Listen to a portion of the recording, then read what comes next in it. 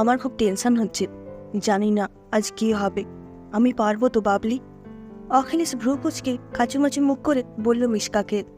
গোলাপ চারার টবের পাশে রাখা সদ্য ফোটা চন্দ্রমল্লিকাগুলোর ওপর হাত বুলিয়ে মিশকা খুব শান্ত গলায় উত্তর দিল, নিশ্চয়ই পারবি। এতগুলো বছরের পরিশ্রম কি বৃথা যাবে নাকি? আমার বিশ্বাস তুই পারবি।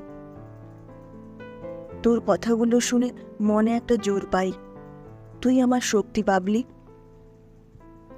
আচ্ছা হয়েছে, নে এবার তৈরি হয়ে নে। সময় মতো পৌঁছতে হবে তো ইন্টারভিউ সেন্টারে। আজ ফাইনাল ইন্টারভিউ।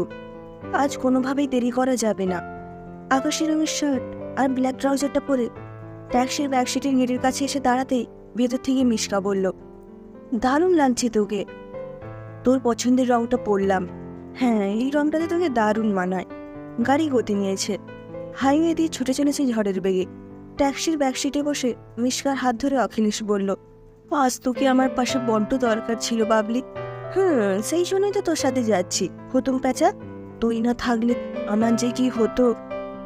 খিলখিল করে হেসে মিশকা বলল, কিছু হতো না, কিছু না।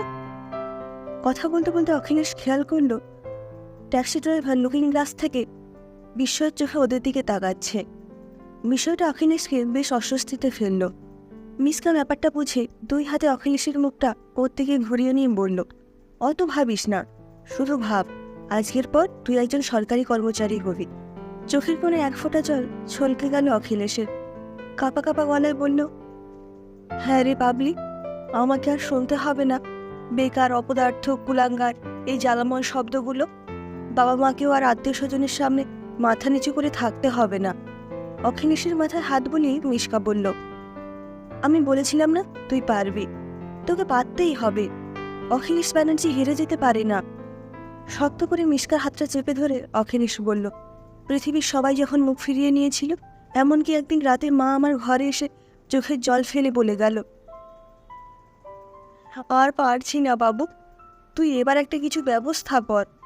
কিছু না পেলে ভ্যান চালা, মুচিগিরি কর, কিছু একটা কর। একান্নবর্তী সংসারে থেকে দিনরাত তো জেঠিমার খোঁটা শুনতে হচ্ছে আমাকে। তোর বাবা রিটায়ার করে গেছেন 2 বছর হলো। তুই বেকার, সেই নিয়ে দিনরাত আমি নিমের পাচনের মতো তোর জেঠির কথাগুলো গিয়েছি। সেদিন সারা রাত আমি ঘুমোতে পারিনি। ভেবেছিলাম গলায় দড়ি দিয়ে ঝুলে পড়ি। 32 বছর বয়স হয়ে গেল, এখনো মা বাবার উপর বোঝা হয়ে বসে আছি। কিন্তু সেই রাতে তুই আমাকে নিজের বুকে আগলে ধরে বেঁচে ওঠার নতুন সাহস জুগিয়েছিলি। তুই না থাকলে আমি আজও শূন্য হাতে দাঁড়িয়ে থাকতাম বাবলি। ইন্টারভিউ থেকে বেরিয়ে পাগলের মতো অখিলেশ খুঁজে চলেছে মিশকাকে। এই তো এই অফিসের গেটের কাছে দাঁড়ানোর কথা ছিল ওর। আজ অখিলেশের দুই চোখে শুধু খুশি আর সাফল্যের দীপ্তি। দূরে দাঁড়িয়ে সবটা দেখছে মিশকা। চল, আজ বিকেল থেকে পুরো সন্ধ্যেটা আমরা কলকাতার রাস্তায় হাঁটবো। কথাটা বলে অখিলেশের পিঠে হাত রাখলো মিশকা। আমার ইন্টারভিউটা খুব ভালো হয়েছে বাবলি, চাকরিটা কনফার্ম। মিশকাকে 2 হাতে বুকের মাঝে জড়িয়ে ধরল অখিলেশ। আমি জানি। অখিলেশ বলল, গঙ্গার ধারে যাবি? সেটা আর বলতে, যাবই তো। 4/1/2024 সকাল 10:40। কাল সারা রাত মিশকার কোলে মাথা রেখে গল্প করেছে অখিলেশ, তাই সকালে ঘুম ভাঙতে দেরি হয়েছে। সকাল সকাল মা বকবক করতে করতে 1 কাপ চা রেখে গেছে ওর ঘরে। নবাব পুত্তুর, এখনো ওনার ঘুম থেকে ওঠার সময় হলো না, চা জুড়িয়ে জল হয়ে গেল যে। দক্ষিণে জানলা থেকে মিঠে রোদ এসে পড়ছে বিছানায়। আলসেমি ভেঙে হাতে ফোনটা নিয়ে অখিলেশ চমকে উঠল। আজ 4 জানুয়ারি, মিশকার জন্মদিন। ইস, কাল রাতে ওকে উইশ করা হয়নি। আজ সকালেও এত বেলা হলো, নিশ্চয়ই খুব রেগে আছে, সেটাই স্বাভাবিক। নিজের মনে বলে উঠল অখিলেশ। বিছানা ছেড়ে লাফিয়ে উঠে এদিক সেদিক দেখল অখিলেশ। ব্যালকনি, ছাদ, না কোথাও নেই বাবলি। কোনো রকমের ঠান্ডা চা গলায় ঢেলে বাথরুমে ঢুকলো সে। মিনিট 15 মধ্যে ফ্রেশ হয়ে বেরিয়ে গেল সাইকেলটা নিয়ে। বাজার থেকে 1 গোছা লাল গোলাপ আর একটা সাদা চন্দ্রমল্লিকা কিনে নিয়ে আসলো। এই লাল গোলাপ পেলে রাগ ভাঙবে ম্যাডামের। বাড়ি ফেরার পথে ঠিক গেটের কাছে আসতে একটা ডাকে থমকে দাঁড়ালো অখিলেশ। বরুণদা, মানে পোস্টমাস্টার দাদা। বিগত 4 বছরে এই পাড়াতে বলতে গেলে শুধুমাত্র অখিলেশে চিঠি দিয়েছে বরুণদা। সব ইন্টারভিউ কল লেটার, খুব ভালো একটা দাদাভাইয়ের সম্পর্ক হয়ে উঠেছে ওর আর অখিলেশের সাথে। হাসি মুখে এগিয়ে এসে অখিলেশের হাতে একটা লেটার দিয়ে বলল, মিষ্টিটা কবে পাচ্ছি ভাই? অখিলেশের বুকের ভেতর তখন তোলপাড়। জল ভরা চোখে সে বরুণ পোস্টমাস্টারের দিকে তাকালো। বরুণ তা ওর কাঁধে স্নেহের হাত রেখে বলল, হ্যাঁ ভাই, হয়েছে তোমার। ঠিক এই রকম আবেগে আমারও বুকটা কেঁপে উঠেছিল যখন আমি প্রথম লেটারটা পেয়েছিলাম। বাড়িতে ঢুকেই দৌড়ে উপরে নিজের ঘরে গেল অখিলেশ। দরজা বন্ধ করে টেবিলের ওপর রাখলো লাল গোলাপ আর চন্দ্রমল্লিকা।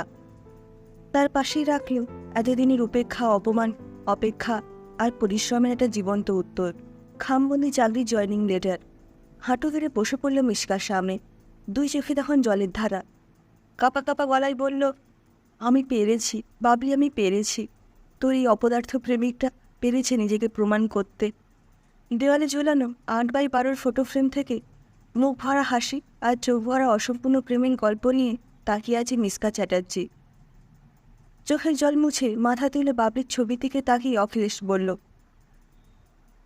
Happy birthday Babli, happy birthday. হঠাৎ পেছন থেকে মিশকা বলে উঠল, শুধু লাল গোলাপ দিয়ে উইশ করলে হবে না, আজ কিন্তু সারাদিন বাইরে কাটাবো, পুরো কলকাতা চষে ফেলবো। সকাল সকাল এত ভালো একটা খবর পেলাম। ব্যালকনিতে গোলাপ চারের গায়ে হাত বোলাতে বোলাতে বলি মিশকা।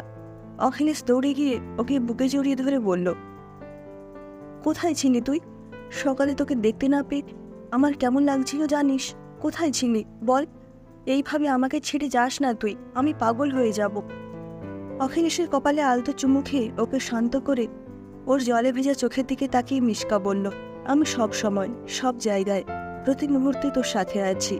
আমি আছি তোর মনে, আমি আছি তোর চিন্তায়, আমি আছি তোর অনুভবে।